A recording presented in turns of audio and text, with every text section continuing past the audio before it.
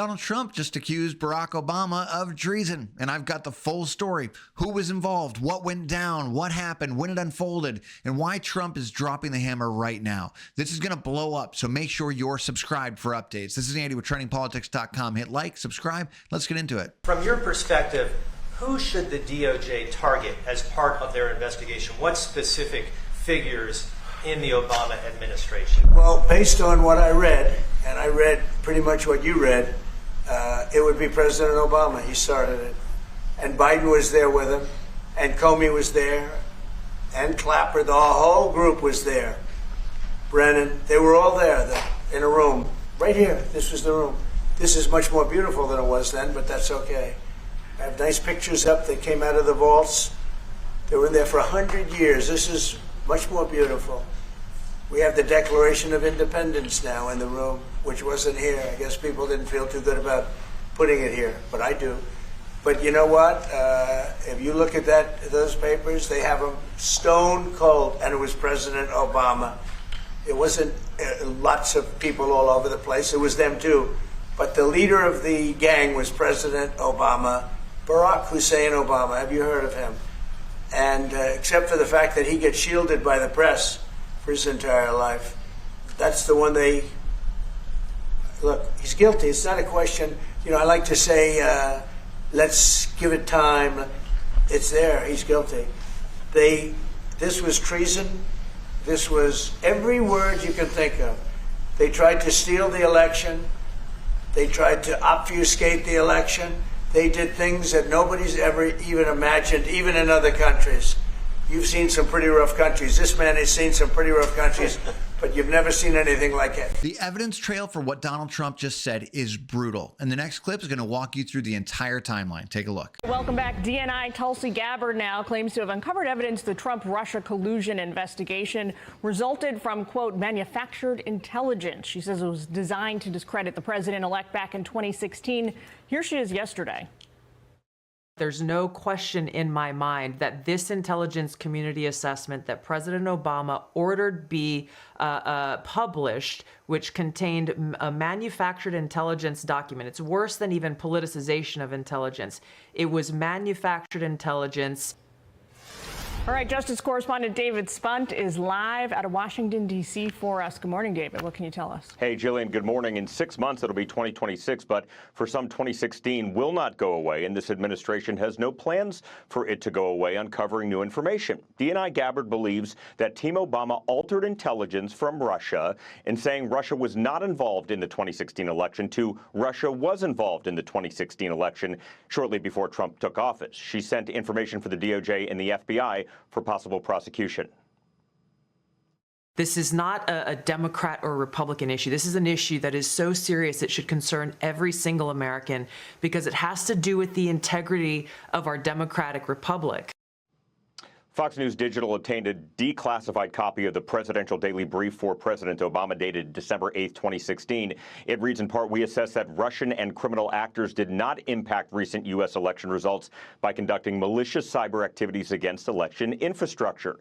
Continues, Russian government-affiliated actors most likely compromised an Illinois voter registration database and unsuccessfully attempted the same in other states. But in 2020, a bipartisan Senate Intelligence Committee investigation found that while the Trump may not have accepted Russian help, Russia did meddle in some form or another. The chairman of the Intel Committee at the time was Marco Rubio, then Florida senator, now the top diplomat to the United States. And in 2020, he put out a statement that said, the committee found absolutely no evidence that then-candidate Donald Trump or his campaign colluded with the Russian government to meddle in the 2016 election. What the committee did find, however, is very troubling. We found irrefutable evidence of Russian meddling.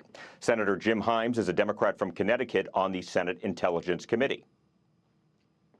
Tulsi Gabbard accusing a former president of treason. Let's see if they bring charges. They won't. They won't, because there's not a judge in the land, not a single judge, who will treat this with anything other than laughter that will be heard from the Atlantic to the Pacific in this country. Himes pointed to the fact that Russians connected to the Kremlin bought Facebook ads to damage Clinton's campaign, hoping it would prop up Trump's campaign. But Tulsi Gabbard says she wants it investigated by law enforcement.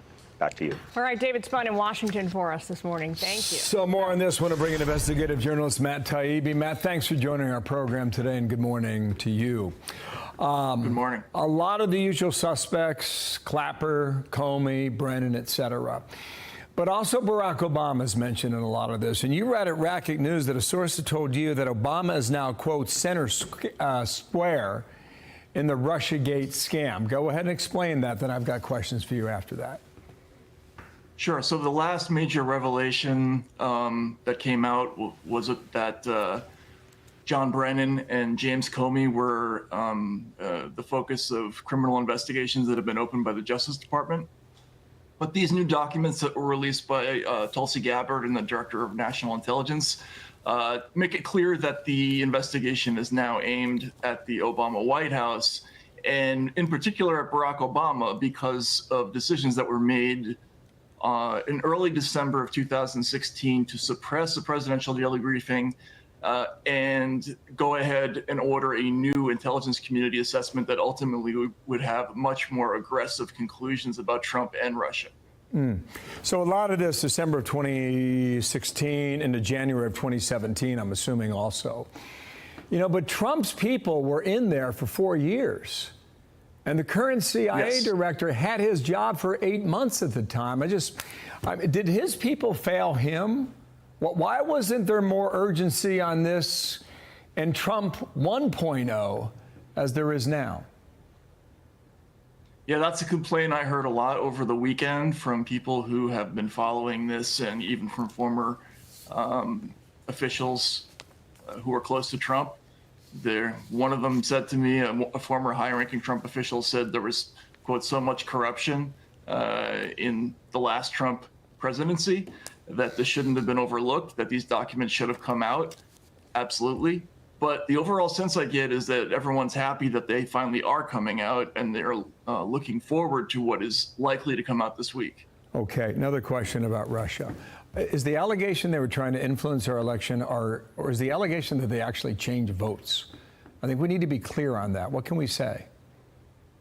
So it's both. The Democrats are making a lot of hay over this apples and oranges issue, that there was never any question that they didn't actually change vote tallies, but they did influence the election. Actually, there was some question about whether they had the ability to influence the election. There were quotes earlier from that year with the FBI saying they didn't have any evidence that they had done so, and they were uncomfortable making that statement.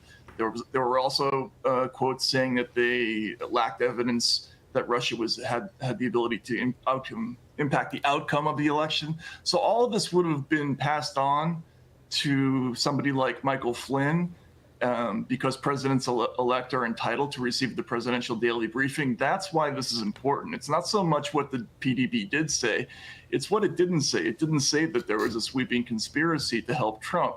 And if they had that, it would have been a very different political picture going forward. Okay, looks like Tulsi Gabbard just blew the lid off it. This wasn't bad intel. This wasn't a misunderstanding. This was manufactured intelligence. And most of us knew that. But now there's proof that they engineered this to crush a duly elected president before he even took the office. The December 8th presidential daily brief made it clear. Russia didn't hack the election. But instead of releasing it, Obama's team buried it. Then they swapped it for a new narrative, one that made Trump look like a Russian asset. That wasn't a correction. That was a cover-up. This wasn't just some intern shredding paperwork. This was Brennan, Clapper, Comey, Rice running point. And who was at the top was Barack Obama, the same man who told us his administration was scandal-free. Turns out the biggest scandal of the century was orchestrated from his own darn office. This is Andy with TrendingPolitics.com. Stay informed, stay vigilant, and I'll see you next time.